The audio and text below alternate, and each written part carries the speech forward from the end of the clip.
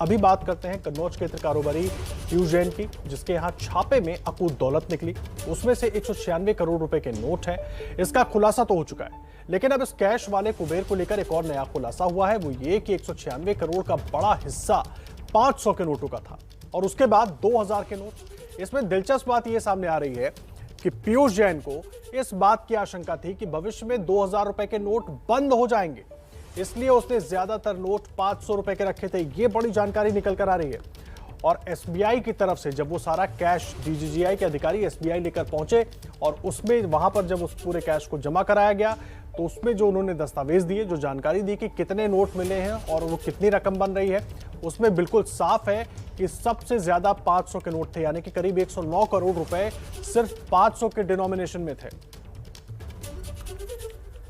देखिए, cash king ने कितनी समझदारी के साथ नोटों का खजाना जमा किया था, उसका पूरा हिसाब किताब और उससे जुड़ा एक्सक्लूसिव दस्तावेज एबीपी न्यूज के पास है।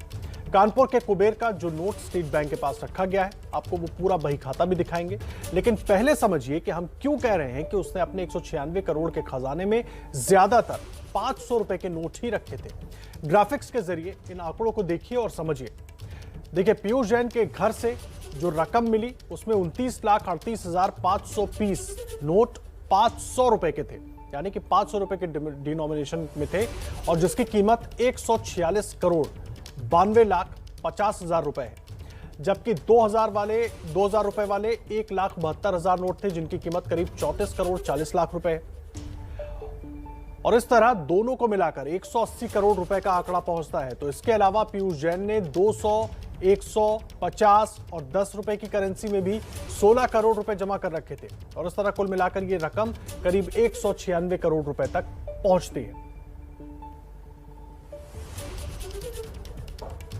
कैश किंग पीयूष जैन के खजाने में अब तक कुल 196 करोड़ रुपए की नकदी सामने आ चुकी है, जिसमें से 177 करोड़ रुपए कानपुर के आनंदपुरी की कोठी से बरामद हुआ है, जो 4 कमरों में खुफिया अलमारियों में छिपाया गया था। पहले कमरे की एक अलमारी में करीब 28 करोड़ रुपए, दूसरी अलमारी में करीब 27 करोड़ के नोट बरामद हुए।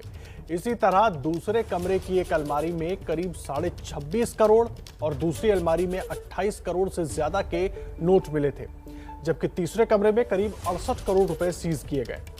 अलग अलग कमरों से जो नोट निकले उन्हें अलग अलग गिना गया, और वही इन कागजों पर आपको दिख रहा होगा। इसमें भी साफ है कि ज्यादातर नोटों की गड्डियां 500 रुपए की थी। और जैसे जैसे अधिकारी कार्रवाई करते रहे, एक कमरे में एक अलमारी को खोला गया, तो वहां पर किस अलमारी से कितने नोट निकले उसको बाकायदा नोट किया गया। एक जगह पर सब सारी जानकारी रखी गई, और वही जानकारी हम आपको दिखा रहे हैं कि एक कमरे में एक अलमारी में से कितने नोट निकले, और उस कमरे में अगर 2 अलमारियां हैं या उससे ज्यादा वहां पर नोट रखने की व्यवस्था की गई थी, तो उसमें कितने नोट निकले, वो पूरी जानकारी इसमें है।